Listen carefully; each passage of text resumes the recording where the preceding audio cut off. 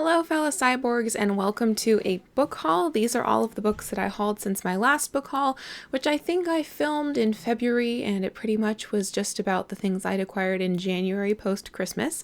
I am happy to report that there's not a lot here, and I purchased none of them for myself. Yay! So the first two books I have here to show were lovely gifts from Acacia Ives. She recently, well not that recently, but she has a video, a Fairy Tale Friday video about Beauty and the Beast retellings, and these were two of the books she picked up for herself and read. She knows I adore the story of Beauty and the Beast, as problematic as it is, and thought that I might get a kick out of reading these two adaptations. This one being Roses by Rose Mannering, and then we have The Beast by Lindsay Mead. This is a steampunk retelling of Beauty and the Beast where Beauty is a hunter and she has to be tested by falling in love with a demon. And then this one, Roses, the main protagonist, is not beautiful, I believe. Her silvery appearance is freakish, so people call her beauty to be cruel, and she eventually runs away into the wilderness and I'm assuming finds a beast there. So I'm hoping to read these when I need a quick, easy, pick-me-up sort of read, and hopefully I will enjoy both of them because of the Beauty and the Beast aspect. The next three I got from the Easter Bunny because I was spoiled this year and I got some books for Easter. This first one is The Inconvenient Indian, a curious account of Native people in North America by Thomas King. I heard Mercedes talk about this on her channel, Mercy's Bookish Musings, and then I went to the library. I've been doing this a lot. I see if the library has copies of books I'm interested in picking up. I read the first chapter to see if I get on with the book, and then if I do, I add it to my wish list so my family can get it for me. So this was one of the ones I picked out from the library, read the first chapter, I think it was technically the introduction, and it was so easily written, but is talking about some really important hard-hitting topics that I know nothing about, namely the continued oppression and crap that gets thrown on the native peoples of both America and Canada. I think it's really important that I learn more about these peoples that I really know not very little about, besides the prejudices that I've absorbed through childhood, and I'm hoping that King's work will make it accessible and an easy read as far as writing style, if not content. This next one is The Light Keepers by Abby Genai, which comes highly recommended from Acacia Ives, and I finally got my hands on a copy. This, to my knowledge, is about a researcher, a group of researchers on a small island off the coast of California, I believe. The book is split up into seasons depending upon which animals are prevalent and which researcher is studying most heavily in that season, and I think this ends up being a bit of a thriller. Something bad happens on this island. I read the prologue, I believe, rather than introduction in this one. I really enjoyed the writing style, which was good because I couldn't test this one out. My library didn't have a copy of me to read the first chapter, so I was really pleased to read the first bit on Easter and go, oh yes, this is going to be great.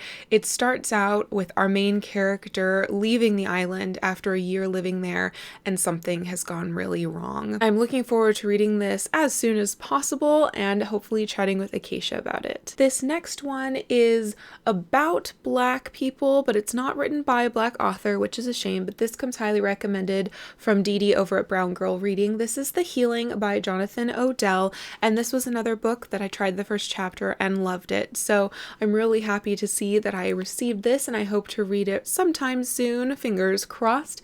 The funny thing about this copy, however, is you may notice that it is an old library edition.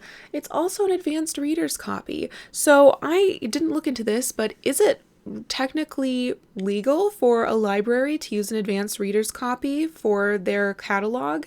It certainly wasn't legal for whoever got this discarded library card to then sell it to the Easter Bunny to give to me, so it was an interesting conundrum. But anyway, back to this book, and rather than the object, this starts out in 1933 with this young girl being dropped off at this old woman's shack on a former, I believe, slave plantation. Yep, 1933. They didn't have legal slaves then, even though people were still second-class citizens. And that girl's mother died on the way to her being delivered to this older woman, and this girl's mother came to this older woman because she's a healer to help her with an unwanted pregnancy, and things went wrong. The girl kind of slips into a coma or some sort of borderline catatonic state, and this older woman decides to calm her down, to sit down and tell her about her life.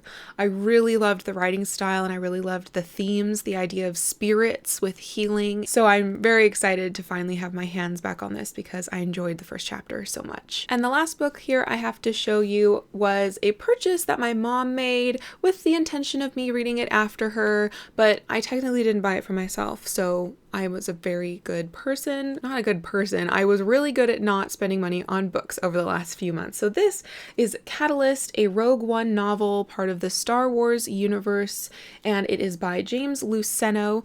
This is the book that came out right before Rogue One was released, and the plot in here sets up right where the movie Rogue One starts, when Jyn Erso is young and she and her family are hiding from the Empire. My mom already read this and she really enjoyed it, even though she didn't really know why she would want to read this because she knows what happens after that, but she said she certainly enjoyed this, and I am looking forward to hopefully reading this with a couple of my friends in real life soon. So yay, Star Wars. Rogue One was awesome, so you should probably go watch that if you're at all interested. So these are the 6 books that I have recently acquired in my bookish life and onto my TBR. Unfortunately, this haul does put me over 110 books on my physical TBR shelf again, but that's okay. It's nice to have some new books in my life since I haven't been buying books for myself, which has been a great accomplishment, something new to get excited for. I'm really hoping that I love most of these because I got to try them out before I asked for them on my wish list, and the other ones that I don't really know very much about, I'm hoping will be pleasant surprises as well. Please let me know in the comments down below how you're doing as far as hauling books this year. Were you trying to cut back, and are you doing so? Or were you just going to continue buying books and not worry about that this year? If that's you, what's the last book that you recently hauled, and have you read it yet? Thank you for watching, and until next time, continue to be lovely.